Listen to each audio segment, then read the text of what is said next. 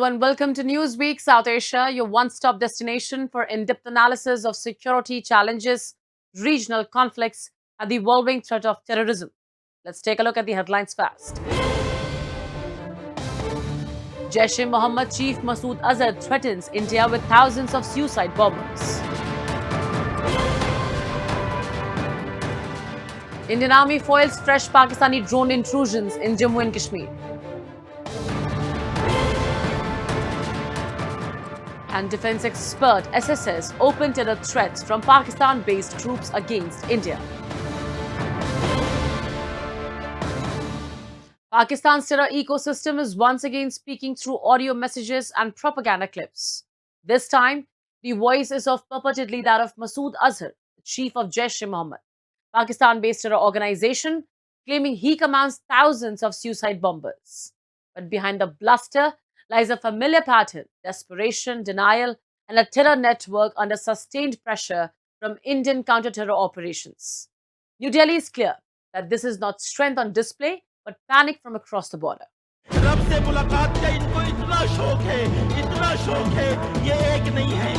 A fresh audio clip circulated widely on Telegram and X by pro-ISI handles claims to feature Masood Azhar boasting about an army of suicide attackers ready for deployment. The exact date and authenticity of the recording remain unverified, but Indian security agencies say the timing is telling. The message has surfaced months after India's decisive military response under Operation Sindoor, which dismantled key Jaish terror infrastructure deep inside Pakistan. In the audio, Azhar claims his recruits are not 1, 2 or 100, but far more, suggesting their numbers would cause an uproar in global media. He insists they seek no worldly rewards, only so-called martyrdom. Security analysts see this as recycled extremist rhetoric, designed less to threaten India and more to reassure dwindling cadres after heavy battlefield losses.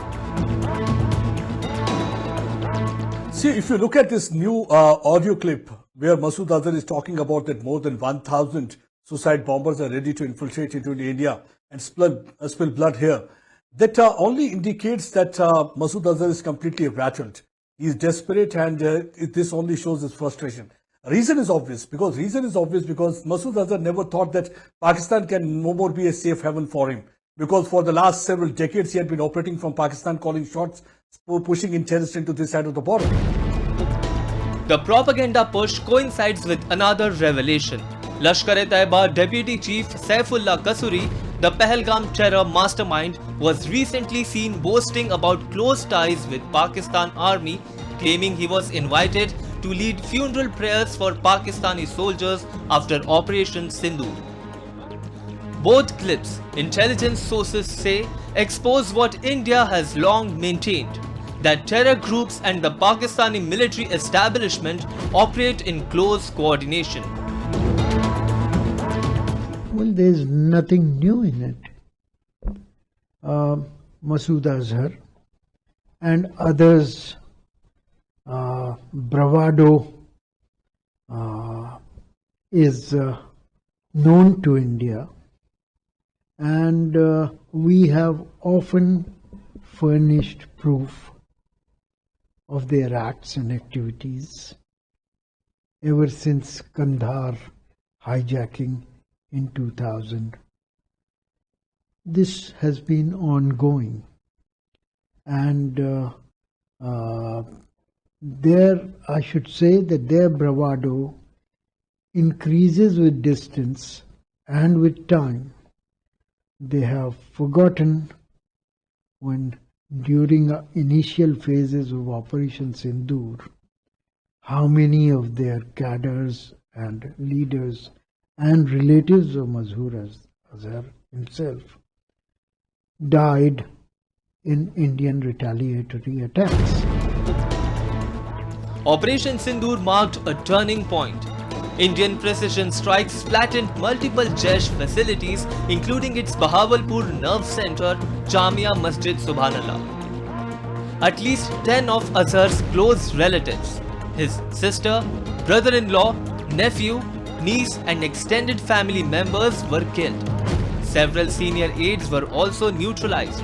For the first time, Jaish commanders publicly acknowledged these losses, indirectly confirming the scale of the damage.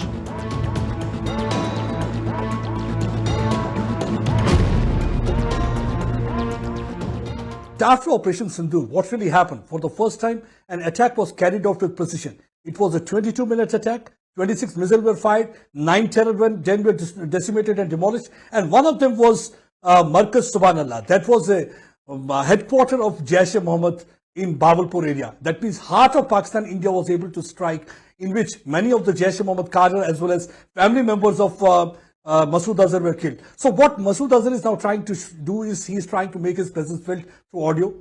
And now the question arises, why not a video of Masood Azhar? Because Masood Azhar is known for having several videos where he's delivering lectures and addressing the gathering. Reason is obvious, because he is in the secure environment of Pakistan's inter-service intelligence. Because Pakistan's inter-service intelligence and army has provided him security. So they know that if he is kept out in open, anytime anything can happen, because we have already seen that India was able to hit out at Jaish-e-Mohammed.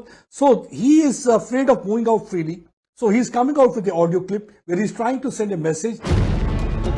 Masood Azhar himself has not been seen in public since 2019 after a mysterious blast hit his Bahawalpur hideout. Intelligence assessments suggest he may now be operating from Pakistan-occupied regions far from the public eye but still under protection. A UN-designated terrorist, Azhar is the architect of some of India's deadliest attacks, including the 2016 Pathankot air base strike and the 2019 Pulwama suicide bombing that killed 44 CRPF personnel.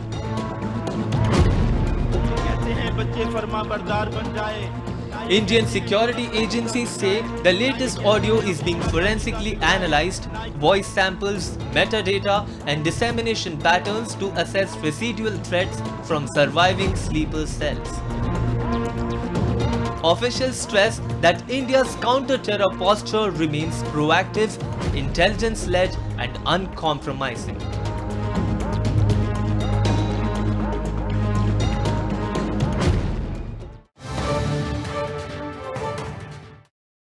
India's zero-tolerance policy against cross-border terrorism is once again on display. Along the line of control in Jammu and Kashmir, the Indian Army has responded decisively to a fresh wave of Pakistani drone incursions, a familiar tactic used by Islamabad to push weapons, drugs and terror logistics into Indian territory. The attempted provocations come even as India's military leadership has made it clear that the lessons of Operation Sindoor have not faded, and neither has India's resolve. The Indian Army confirmed that multiple small Pakistani drones were detected along the line of control and international border between January 10 and January 12. The drones were sighted across some of the most sensitive sectors: Jammu, Samba, Rajouri and Poonch, triggering immediate counter-unmanned aerial system measures. Troops in the Nowshera sector opened fire using medium and light machine guns, forcing several drones to retreat back across the border. Nighttime visuals from Rajouri showed tracer rounds cutting through the darkness, evoking memories of last year's Operation Sindoor, when India shot down multiple Pakistani drones and dismantled key terror supply routes. Search operations are underway to determine whether the drones managed to drop arms, narcotics or terror funds, a method routinely employed by Pakistan to sustain proxy militant networks in Jammu and Kashmir. Security officials say the spike is significant. After Operation Sindoor, drone sightings had sharply declined. Yet on a single day this week, at least 5 drone incursions were recorded, suggesting renewed attempts by Pakistan's military establishment to probe Indian defenses and revive infiltration corridors. ये जो drones अभी हमने देखे हैं, ये बहुत छोटे drones हैं, ये लाइट ऑन करके आते हैं, ये बहुत हाइट पे नहीं जाते हैं और ये बहुत ही कम देखे गए हैं। जैसे 10 के आसपास तकरीबन 6 से 7 देखे गए थे, 11 और 12 तारीख को 2 से 3 देखे गए हैं। तो ये जो ड्रोन थे, ये मैं समझता हूं कि डिफेंसिव ड्रोन थे, जो कि ये ऊपर आके देखना चाहते हैं कि हमारे अगेंस्ट कोई कार्रवाई तो नहीं हो रही है।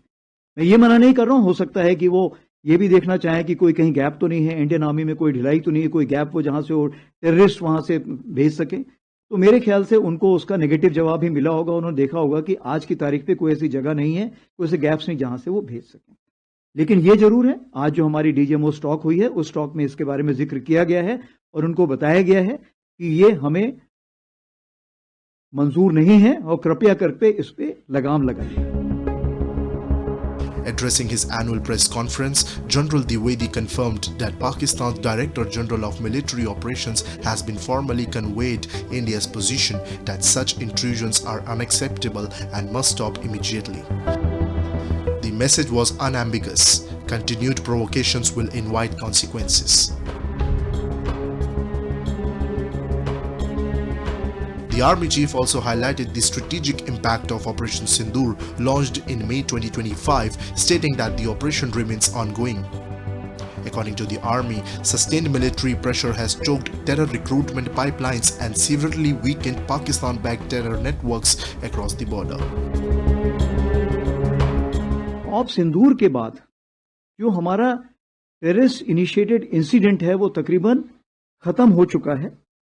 मैंने आपको जैसे बताया कि उसी प्रकार से जो एक्टिविटीज हैं वो बहुत कम हो चुकी हैं।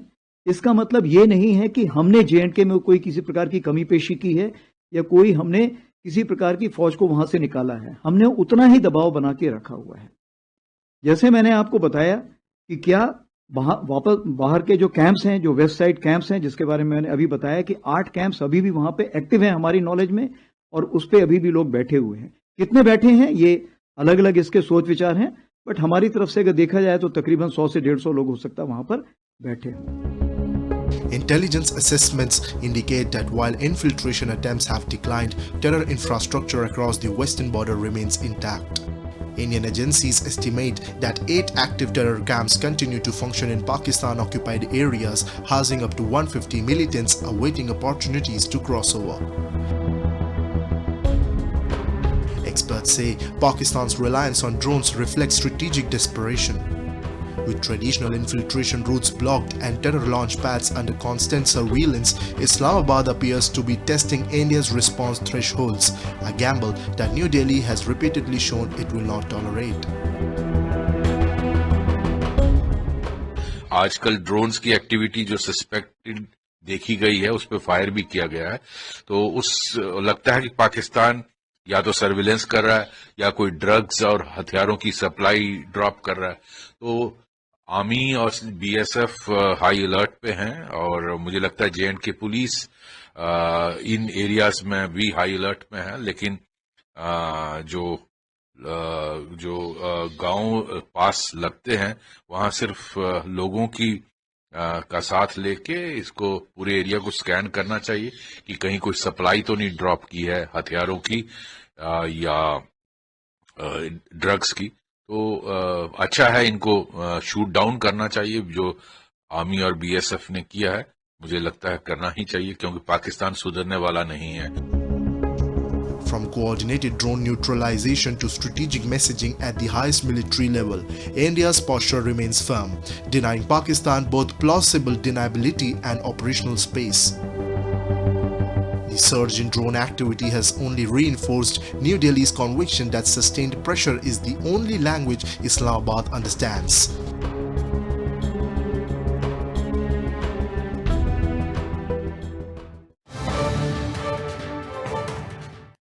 Pakistan-based terror organizations have once again issued open threats against India, including calls for suicide attacks and jihad, in what security agencies view as an attempt to revive cross-border terrorism.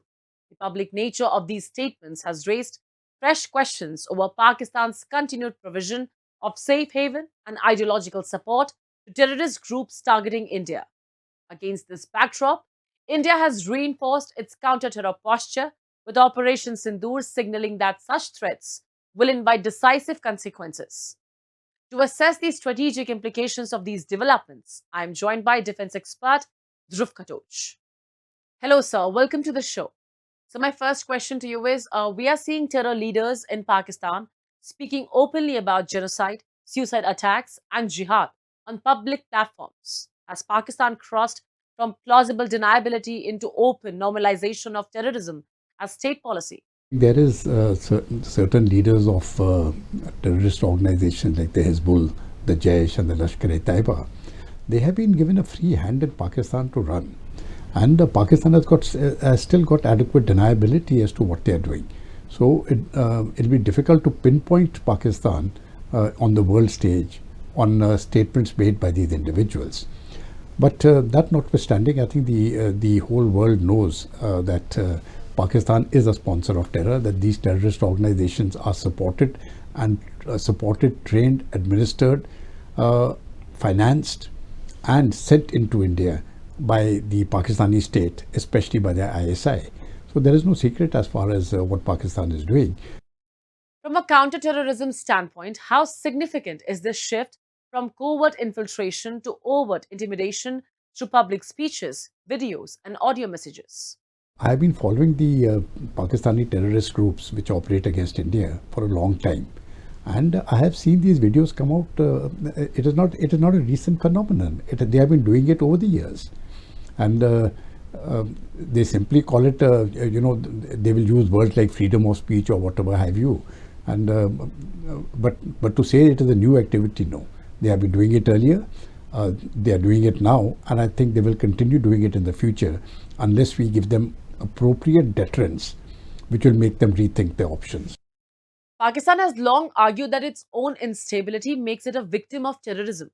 How credible is that argument when terror leaders operate openly, freely, and with the apparent institutional protection? Pakistan has always claimed to be a victim of terrorism. But the whole point is what the Americans themselves said, that those who train the snakes, you can't complain about them being in your backyard. Pakistan has been the epicenter of terrorism, not just within Pakistan, but across the world. Any terrorist attack which takes place anywhere in the world, there is somehow or the other a Pakistani link attached to it.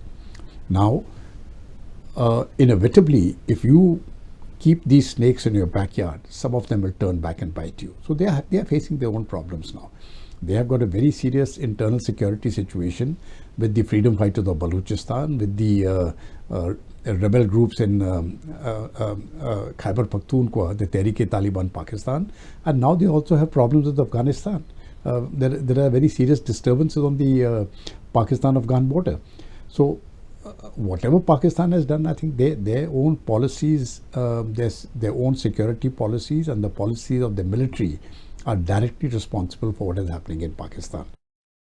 Despite international sanctions and designations, terror leaders continue to reorganize. Does this expose a structural failure of global counter-terror frameworks when terrorism is shielded by a sovereign state? I've always had doubts about the international systems as far as counter-terrorism is concerned. Most of these Western bodies, including the United States, they have used these very same organizations when it suited their purposes. Whether it is the Islamic State, whether it is Al-Qaeda, whether it is the Taliban in Afghanistan, at some point of time, the Western agencies or the Western countries, they used it for their purposes. So, to actually come down to a stage where the whole world will fight terror, I think is going to be a very difficult proposition. However, on two things, I think countries are cooperating. One is on as far as finances are concerned, and the second is as far as intelligence is concerned. Now, where the interests of countries converge, then I think a lot of cooperation takes place on these two fields, and India is cooperating with quite a few countries on these two particular issues. One is choking finances, and the second is intelligence, getting intelligence of their activities. India's Operation Sindoor sent a clear message that terrorism will invite direct consequences. Would you say Operation Sindoor marked a strategic shift where India seized escalation control and imposed deterrence on its own terms? However, when we see that Pahalgam still took place in 2025, it in a sense indicated that this deterrence still has not really worked. And I think now we are moving on to a different stage. What we did in Operation Sindoor was much more than military action. One, diplomatically, huge actions were taken. Their diplomatic missions were curtailed. Number two, militarily, of course, these operations, the whole world knows about what we've done. But thirdly, in the economic and social domain, I think that has been a huge game changer itself, especially curtailing the Indus water treaties and making it inoperable. Now that, I think, is going to have the most serious ramifications on Pakistan and will change their behavior in course of time. So when we are looking at these four major changes made, it indicates not just a military approach, but a whole of government approach, a whole of India approach, where society, economy, the military and diplomacy all merge together to deter Pakistan. Thank you so much for sharing your insights, sir. Thank you. Political fault lines are once again deepening in Pakistan-occupied Jammu and Kashmir as protests erupt over what activists describe as Pakistan's failure to honor its own commitments. An agreement signed between the government of Pakistan and the Joint Awami Action Committee is now at the center of fresh unrest, with allegations of betrayal, repression, and denial of genuine political representation. As anger spills onto the streets, fueled by governance failures and crippling power outages, voices from POJK warn that continued disregard for public demands could push the region towards deeper instability. Political tension is once again escalating in Pakistan-occupied Jammu and Kashmir as public anger grows over the non-implementation of an agreement between the government of Pakistan and the Joint Awami Action Committee. Protest leaders accuse the authorities of backtracking on their commitments, particularly regarding political representation and governance reforms. According to the committee, the agreement promised the abolition of 12 reserved seats allocated to migrants residing in Pakistan. However, instead of scrapping these seats, the same individuals have reportedly been reappointed as chairpersons of assembly committees and granted official privileges. Moves, the committee says, clearly violates the terms of the agreement. The protest come amid allegations of excessive force and targeted action against youth activists. हमारे नौजवानों को direct गोलियां मारी गई, हमारे नौजवानों को पूरी रियासत के अंदर तशद्दुद का निशाना बनाया गया, चादर और चार दीवारी का तकद्दुस पामाल किया गया। लेकिन जम्मू कश्मीर ज्वाइंट अवामी एक्शन कमेटी ने सब्र का मुजाहरा किया, क्योंकि पूरा प्लान था। अल्हम्दुलिल्लाह रियासत के लोग, रियासत के नौजवान बाशऊर हैं, उनको जो बात कही उन्होंने वो बात मानी। मैं फिर ये बात कहूंगा कि आप हमारे पाबंद नहीं हैं, लेकिन आपसे एक रिक्वेस्ट हम जरूर करेंगे कि आप डिसिप्लिन के अंदर रहें।